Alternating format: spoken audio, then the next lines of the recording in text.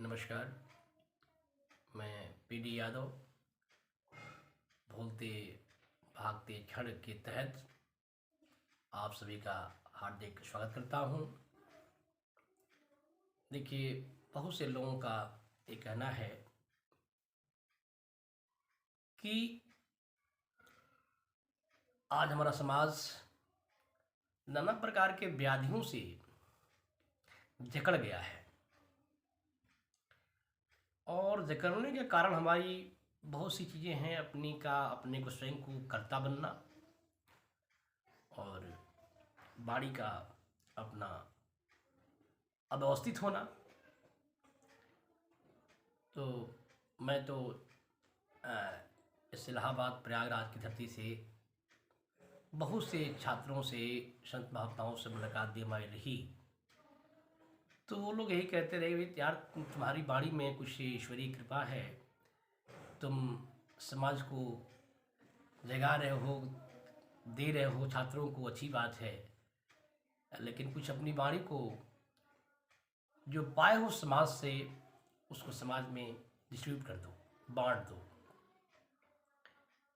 तो मन की एक आवाज़ है, बहुत दिनों से लोगों का एक प्यार ऐसा था और ये विज्ञान का युग है कि हम आपसे कन्वर्सेशन कर पा रहे हैं।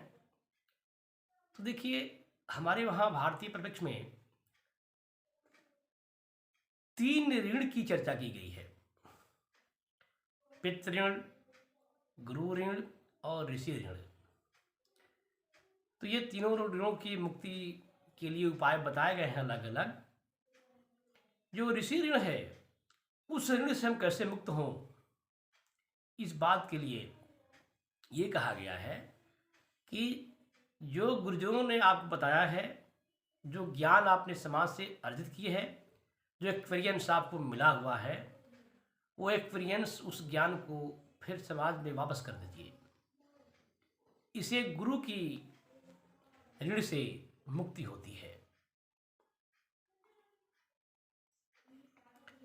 एक रूसो का स्टेटमेंट है कि man born free here but he find everywhere in chain.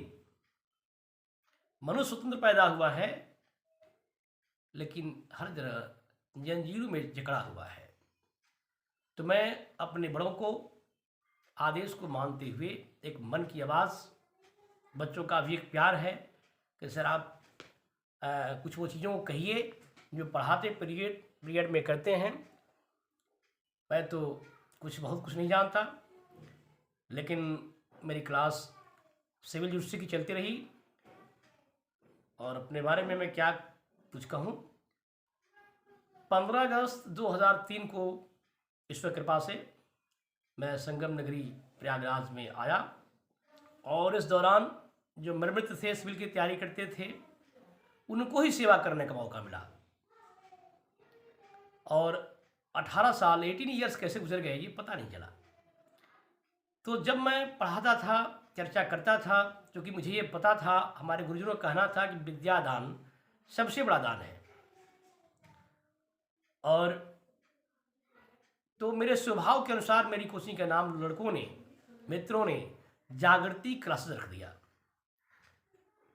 कि आप जगाते रहते हैं। तो वही बस यही है कि एक मोटिवेशन, जो शब्द मुझे गुरुजनों के माध्यम से मिला, उसी शब्दों को बच्चों के समक्ष एक मोटिवेशन के तहत कार्य करता रहा। इतनी ही ईश्वर कृपा है कि लड़के बहुत ही जो एंटी सोशल एलिमेंट भी आते थे और जब बाणी को सुनते थे, तो ईश्वर कृपा से, बाय गॉड ग्रेस, वो अपनी बैड एक्टिविटी को छोड़े। उनके पेरेंट्स बहुत खुश हुए।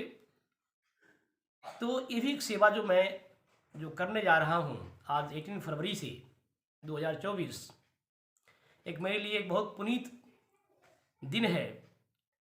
और किसी की रिमेम्बरिंग में, याद में, यह कार्यक्रम को इस भूलते भागते क्षण जो हमने टाइटल दिया है कि जो विगत वर्षों में मैंने अनुभव किया, किताबों से सीखा, अपने गुरुजनों से सीखा, बड़ों से सीखा, वही आपके समक्ष हम प्रेजेंट करने का एक प्रयास कर रहे हैं। अगर कहीं भावावेश में या कहीं हमसे त्रुटि होती है तो उससे हम क्षमा चाहेंगे। हालांकि आपका इतना प्यार है कि ऐसी कोई बात न हो कि आपको दिल को ठेस पहुँचे, लेकिन ये भी सच्चाई है कि इंसान हर व्यक्ति को सुखी नहीं कर सकता। एक को सुख पहुंचाएगा तो दूसरे को तकलीफ भी हो जाती है। तो हमें उस चीज़ों को क्षमा करिएगा। हम अपने बच्चों के लिए, जो हमारे जो बच्चे हैं, जो राष्ट्र के कर्णधार हैं, समाज के नींव हैं, परिवार के नींव हैं, ये प्रोग्राम खास के लिए उनके लिए है। क्योंकि मेरे और भी कार्यक्रम हैं और भी चैनल हैं जहाँ पर इन बातों को मैं नहीं कर सकता जो आज आपके समक्ष प्रेजेंट करने जा रहा हूँ। क्योंकि हम तो साहब देखिए, हमको तो मोबाइल चलाना आता नहीं है, क्या है तो बच्चों का प्रेम है, वही बनाते हैं, करते हैं और दे रहे हैं कि हमको केवल अपनी गुरुजनों की वाणी को आपके सामने तक शेयर करना है। मैं कुछ नहीं जानता हूँ, सिर्फ फ़ोन अटेंड करने के सिवाय, इतना ही जान लीजिए। तो आज का एक गिफ्ट है और उस गिफ्ट को हाइड रखा जाए वही ठीक है। ईश्वर करे आपका प्यार हो कि मेरी गुरुजनों की प्रसाद आप तक पहुँचे।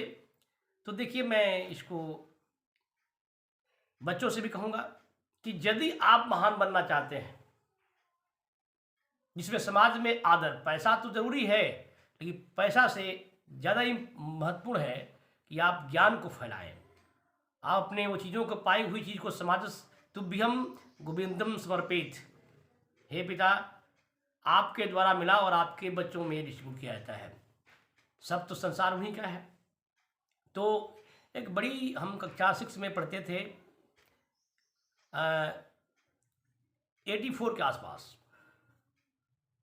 तो मुझे एक कड़ी मिली और हमारे गुरुजी का जो मुझे मिलता है वो अपने गुरुजनों का नाम वो मेरे हृदय पटल पर आ ही जाते हैं। उनका नाम लेना चाहता हूँ, लेता रहता हूँ पढ़ाते पीरियड में भी, तो इसको अन्यथा मत दीजिएगा। गुरुजनों की वाणी। तो हमारे पंडित जी पूज्य श्री रामजी मिश्रा साहब थे, संस्कृत के बहुत ही, अब गुरुजनों के उस विद्या को हम क्या एक्सप्रेस करें, संभव नहीं है। तो उन्होंने कड़ी पढ़ा रहे थे तो कड़ी मुझे दिल को छू गई और क्या 6 की वो श्लोक एक मेरे लिए संस्कार बना। और जहाँ कहीं भी मैं मंच से पर गया इस बात को मैंने बताया। वो बात क्या है, अगर बच्चे इस बात को मान लें तो आज हमारा परिवार, माँ बाप दुखी हो रहे हैं, ये स्थिति नहीं आएगी। लेकिन सवाल तो ये है कि पढ़ना अलग बात है, मानना अलग बात है, चलना अलग बात है। वो कड़ी देखिए कि यदि आप इस समाज में आयु, विद्या, जस और पराक्रम को पाना चाहते हैं तो बड़ों को आदर करना सीखिए। भाई आज के लड़के तो बात तो ऐसे ही मानते, डिबेट हो जाता है, लेकिन एक समय पर तो उनको मानना ही पड़ेगा। आज भले न माने युवावस्था में, तो जवानी तो ऐसे ही है, उन्माद करती रहती है साहित्य के हिसाब से। तो वो कड़ी थी, अभिवादन सलस्य नित्यम वृद्धोपसेविनः चत्वारे तत्वर्धन्ते आयुर्विद्या यशोबलम। ये साफ कड़ी कहती है कि अपने से बड़े को अभिवादन करने से 4 चीज़ें बढ़ती हैं, आयु, विद्या, जस और पराक्रम। बड़े में माँ बाप तो सबसे पूजनीय है, ये समाज में और भी जो लोग हैं आप बड़ा समझिए, चाहे वो छोटा लड़का क्यों ही ना हो। छोटा बच्चा गौर शुद्ध होता है क्योंकि उसमें तो काम, क्रोध, लोभ, मोह और अहंकार का जो बीमारी उस पर नहीं होता। वो तो साक्षात परमात्मा का रूप माना गया है छोटे बच्चों को। और हमारी संस्कृति और संस्कार ये भी कहती है कि सिया राम मैं सब जग जानी, करहूँ प्रणाम जोड़ जुग पानी। यदि ये भाव हमारे में आता है तो ये झगड़ा, झंझट, ये तमाम विरोध समाप्त हो जाते हैं। लेकिन ये पढ़ना, ये करना अलग बात होता है। तो हम ऐसे करें, अपनी वाणी को कैसे बोला जाए। बोली एक अनमोल है, जो कोई बोलन जान, आहिए तराजू तौल कर तब मुख बार आन। बोली की बड़ी महत्व है। हम इसलिए कह रहे हैं कि यदि हम बोली को, वाणी पर संयम नहीं करते हैं तो हमारा घर बिखरता है, हमारा समाज बिखरता है, हमारा राष्ट्र भी बिखरता है।